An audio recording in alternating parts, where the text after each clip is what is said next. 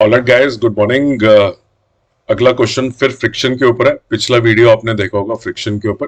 Friction एक important topic है। NEET, JEE, board examination, state board, हर एंट्रेंस एग्जाम के अंदर, चाहे वो यूनिवर्सिटी का एंट्रेंस एग्जाम हो, फ्रिक्शन का क्वेश्चन 100% आता है। इसलिए फ्रिक्शन के कॉन्सेप्ट को समझना बहुत ज्यादा इंपॉर्टेंट है। और मेरा पर्पज इस चैनल पे क्या है, आपको समझ में आ गया होगा कि मैं एक्सप्लेनेशन देना चाहता हूँ। सिर्फ सोल्यूशन देने से काम चलता नहीं है फिजिक्स के अंदर।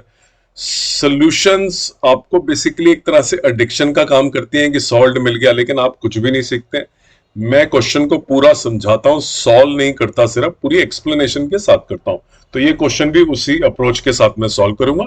तो गाइस आइए चलिए पहले पहला स्टेप क्वेश्चन को बहुत ध्यान से पढ़ लेते हैं। दो ब्लॉक्स हैं, एक 16 किलो का, एक 88 किलो का।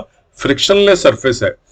छोटा मास जो बड़े मास के ऊपर रखा हुआ है, वर्टिकली रखा हुआ है। लॉजिकली तो ऐसा लगता है कि वो गिर जाना चाहिए, लेकिन हम एक फोर्स लगा रहे हैं, हॉरिजॉन्टल फोर्स, जो छोटा मास बड़े मास को प्रेस कर रहा है। बट गाइस, इस क्वेश्चन को शुरू करने से पहले एक इंपॉर्टेंट इंस्ट्रक्शन ये है कि मैंने इस क्वेश्चन में थोड़ा सा चेंज कर दिया।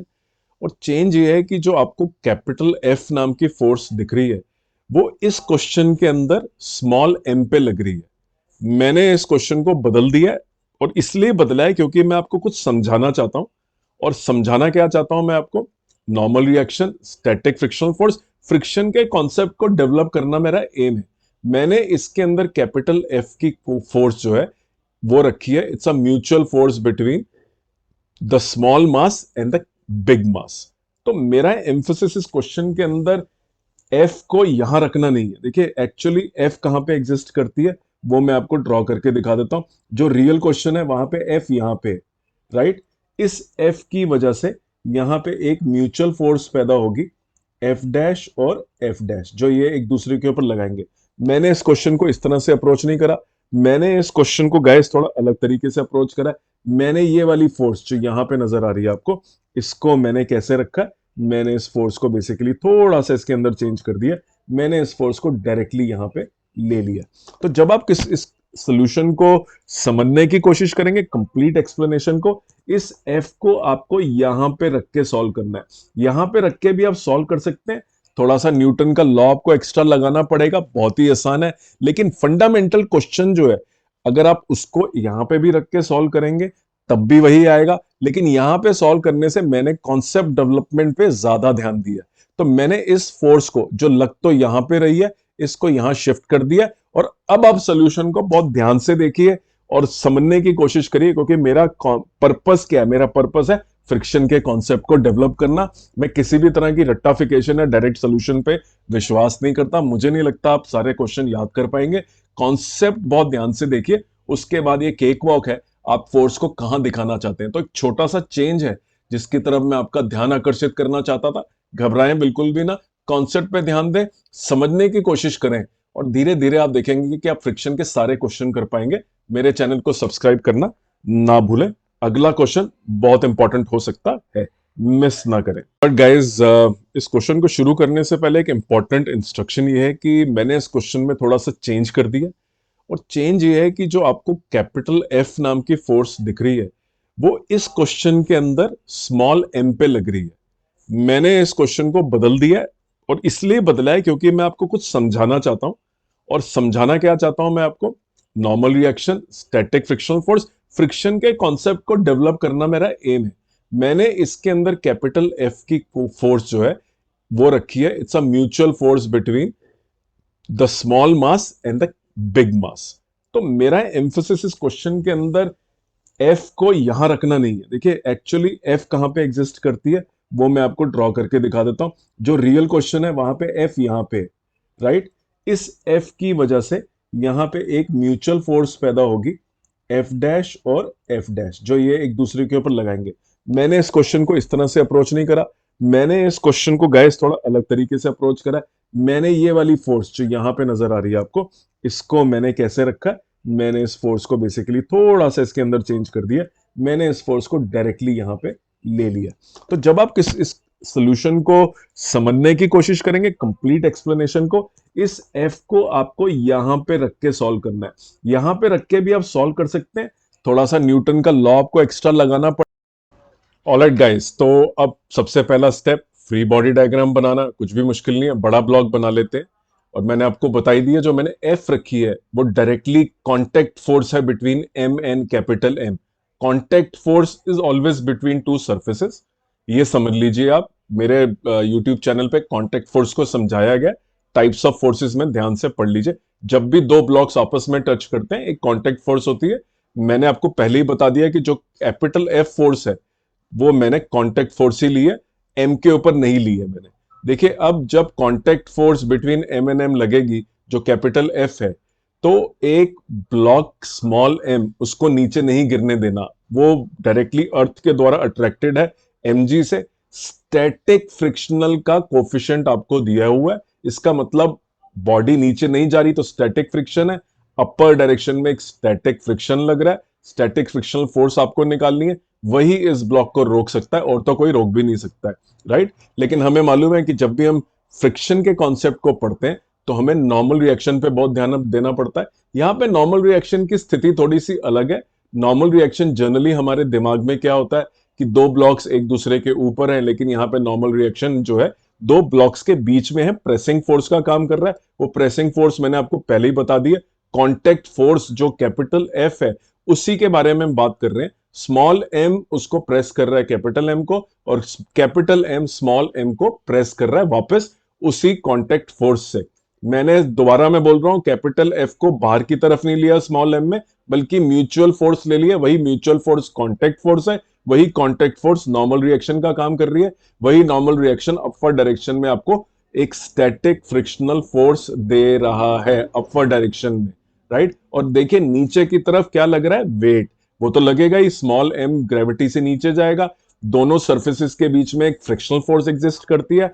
स्मॉल फोर्स ब्लॉक को आपको हिलाना बिल्कुल नहीं है, तो force has to be a static frictional force, और अपवर्ड डायरेक्शन में जो है स्टैटिक फ्रिक्शनल फोर्स एक्ट कर रहा है। अब आपको इस स्टैटिक फ्रिक्शन की मदद से इसको रोक के रखना है, वेट को, राइट। फ्री बॉडी डायग्राम से आपको साफ साफ नजर आ रहा है कि mg जो है उसको किसने रोक के रखा हुआ है, the frictional force between the two blocks. तो वो भी म्यूचुअल है। देखिए, बड़े एम के ऊपर फ्रिक्शनल फोर्स उल्टी डायरेक्शन में, इसके अंदर फ्रिक्शनल फोर्स उल्टी डायरेक्शन में। तो बहुत ध्यान से आप देखें कि किस तरह से क्वेश्चन को सॉल्व करना है। अब मैं static frictional force between the two forces, between the two blocks निकाल रहा हूं। वो जो आपको कैपिटल एफ बताया लिखा है मैंने, वो आपको शुरू से ही मालूम है, वो कांटेक्ट फोर्स है between the two blocks, right. वो कैपिटल एम और स्मॉल एम के बीच की कांटेक्ट फोर्स ले ली थी, मैंने शुरू में आपको समझा दिया था। अब हम उसको वैल्यू डाल लेते हैं, is equal to m g. तो इस समय मैं क्या कर रहा हूं, static frictional force is equal to mu into the contact force. Contact force is nothing but just like normal reaction, जो वैसे ग्राउंड की तरफ होता है, यहाँ पे हॉरिजॉन्टल है। 16 इंटू 10 ग्रेविटी की मैंने वैल्यू लिख दी, और इसके बाद मैंने क्या करा, उसका 16 किलो का मास था छोटा, दोनों को इक्वेट कर दिया। The upward static frictional force is equal to the downward weight. इन दोनों को इक्वेट अगर हम कर दें तो हमको इनके बीच की जो म्यूचुअल फोर्स है वो मालूम चल गई। Mutual force is that force जो बेसिकली आप स्मॉल एम से कैपिटल एम को प्रेस कर रहे हैं। ये फोर्स जो है बाहर की तरफ नहीं है, ये म्यूचुअल कांटेक्ट फोर्स ली है मैंने। आप वैसे भी सॉल्व कर सकते हैं। एक्चुअल क्वेश्चन में small capital F is on m and that gets transferred between the two masses, वैसा हम नहीं कर रहे हैं। अब आप ध्यान से देखिए कि नॉर्मली आप जब क्वेश्चन सॉल्व करते हैं तो हॉरिजॉन्टल ब्लॉक्स पड़े होते हैं, उन दोनों के बीच की जो फोर्स होती है वो नॉर्मल रिएक्शन होती है, ग्राउंड से टच होता है, एक ब्लॉक दूसरे ब्लॉक के ऊपर होता है। जब नीचे वाला ब्लॉक है उसको देखते हैं तो दोनों ही जो मासेस हैं उनका वेट ग्राउंड पे लगता है, ग्राउंड फिर वापस नॉर्मल रिएक्शन देता है, जो which is equal to sum of the two weights upward. और जो कांटेक्ट फोर्स होती है उन दोनों के बीच में, that is the weight of the upper mass. तो कांटेक्ट फोर्स बहुत इंपॉर्टेंट है समझना। वो कई बार जो आपने देखा है वो देखा है हॉरिजॉन्टली पड़े हुए ब्लॉक्स, जो मैंने पिछला क्वेश्चन करवाया था। इस क्वेश्चन के अंदर वैसा नहीं है, यहां ब्लॉक्स इस तरह पड़े हैं लेकिन कांटेक्ट फोर्स या नॉर्मल रिएक्शन हॉरिजॉन्टल टाइप का हो गया। तो एक बदलाव है एक सोच के अंदर, जो आपको बहुत इंपॉर्टेंट और बहुत इंपॉर्टेंट है समझना कि किस तरह से सिचुएशन देख के आप नॉर्मल रिएक्शन को ढूंढेंगे। नॉर्मल रिएक्शन का कॉन्सेप्ट समझाना था मुझे, अलग परिस्थिति है। जो नॉर्मल रिएक्शन है वो कांटेक्ट फोर्स है, हॉरिजॉन्टल लग रही है, वो फ्रिक्शनल फोर्स को जनरेट करती है और ब्लॉक को नीचे नहीं गिरने देती।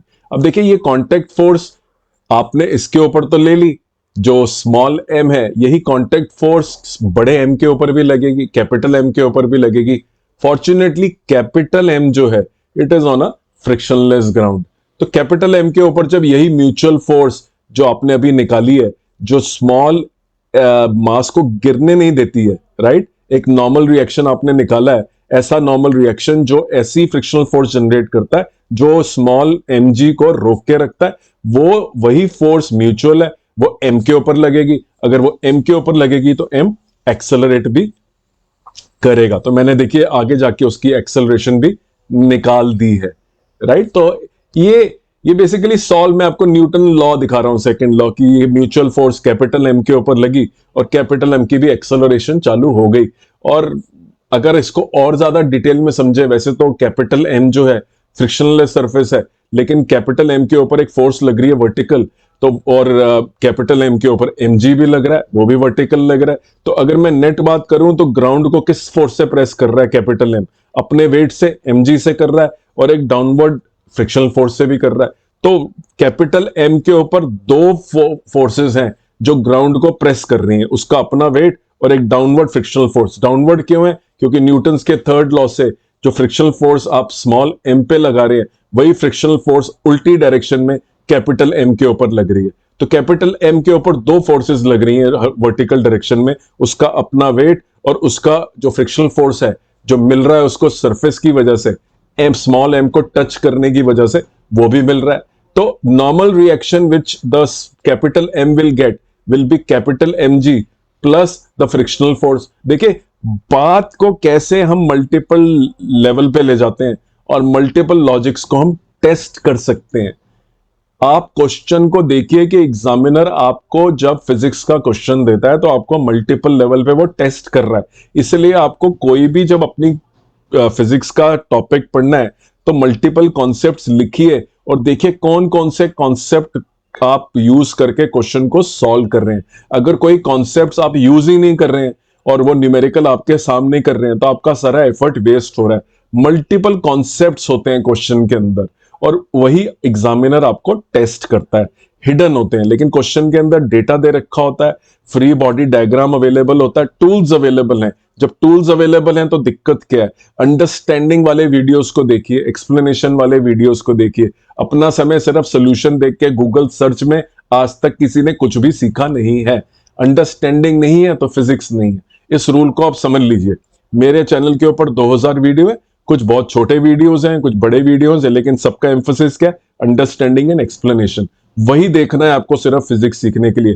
क्या आप सब कुछ मेमोराइज कर लेंगे फिजिक्स में? बिल्कुल भी नहीं कर पाएंगे। तो मेरे चैनल की क्या खास बात है? अंडरस्टैंडिंग। सब्सक्राइब करना ना भूलें, अगला क्वेश्चन बहुत इंपॉर्टेंट हो सकता है। पिछले जो मेरी प्लेलिस्ट है जहां पे मैंने मैकेनिक्स सॉल्व करी है, जहां पे मैंने फ्रिक्शन सॉल्व करी है, काइनेमेटिक्स सॉल्व करी है, करीब आपको 300-400 क्वेश्चन फ्री मिल जाएंगे, जो अगर आप रिपीटेडली सुनते रहें, किताब पढ़ते रहें, एनसीईआरटी साथ में रखें, तो आपके कॉन्सेप्ट बहुत स्ट्रांग हो जाएंगे। मेरा एम्फोसिस सारा समझाने पे रहा है, मेरा एम्फोसिस रट्टाफिकेशन और सिर्फ सोल्यूशन के ऊपर वैसे भी नहीं रहा। आप देख ही रहे हैं किस तरह से मैं डिटेल के अंदर क्वेश्चन को सॉल्व करवाता हूं। तो मेरे अगले वीडियो का इंतजार करिए, उसके अंदर मैं अलग टॉपिक लेके आऊंगा। फ्रिक्शन के सारे वीडियोस देख लीजिए मेरे, एक से बढ़कर एक क्वेश्चन आपको मिलेंगे जो सॉल्व है। अब जो आप क्वेश्चंस देखेंगे अगले, तो मैं अभी कुछ टाइम के लिए मैकेनिक्स से सॉल्व करूंगा, लेकिन आने वाले वक्त पे फिर मैं 12th स्टैंडर्ड के क्वेश्चन भी सॉल्व करने लग पड़ूंगा।